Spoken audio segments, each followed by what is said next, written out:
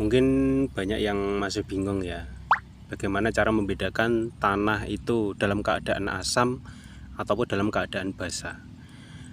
Lebih mudah ya untuk kita kenali tanah itu asam atau basah itu paling gampang adalah menggunakan cek pH meter.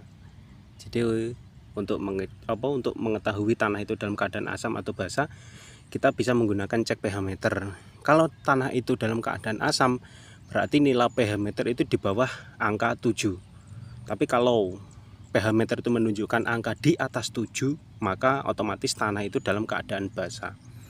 Nah, terus nek gak duwe alat, kita bisa membedakan tanah itu asam atau basah itu bagaimana caranya, Mas? Ya, yang paling gampang adalah kita lihat pertumbuhan tanaman kita.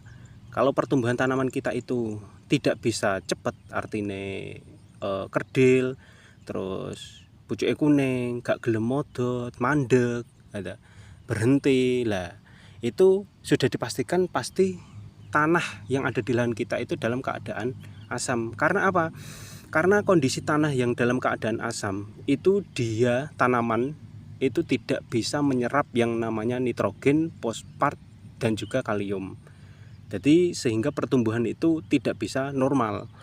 Sedangkan unsur hara seperti aluminium, besi, seng itu sangat mudah larut dan diserap oleh tanaman, sehingga itu bisa menyebabkan tanaman itu keracunan.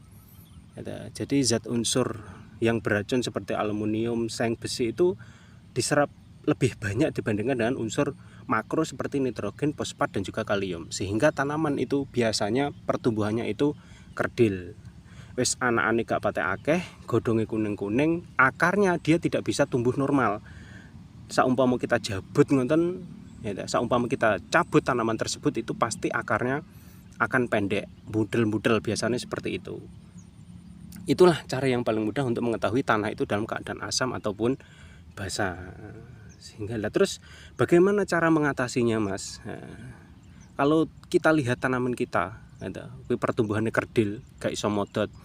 Nah, itu salah satu caranya bisa kita lakukan penjugaran, didangir, lemahnya didangir.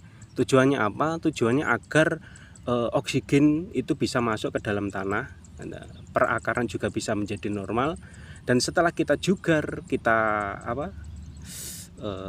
dangir, bisa kalian taburkan menggunakan kapur dolomit, ataupun menggunakan pupuk nitrat, ataupun menggunakan pupuk kalsium.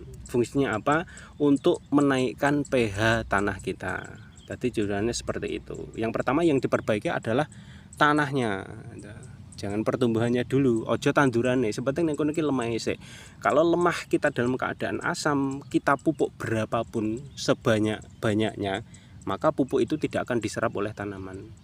Karena kalau dalam keadaan asam itu tanaman tidak bisa menyerap unsur nitrogen, fosfat, dan juga kalium. Jadi percuma kita pupuk banyak tetapi tidak bisa diserap oleh tanaman. Jadi caranya seperti itu. Jadi kita dangir, kalau sudah ada tanamannya ya kita dangir, kita jugar, baru kita kasih kapur dolomit ataupun kita kasih kalsium.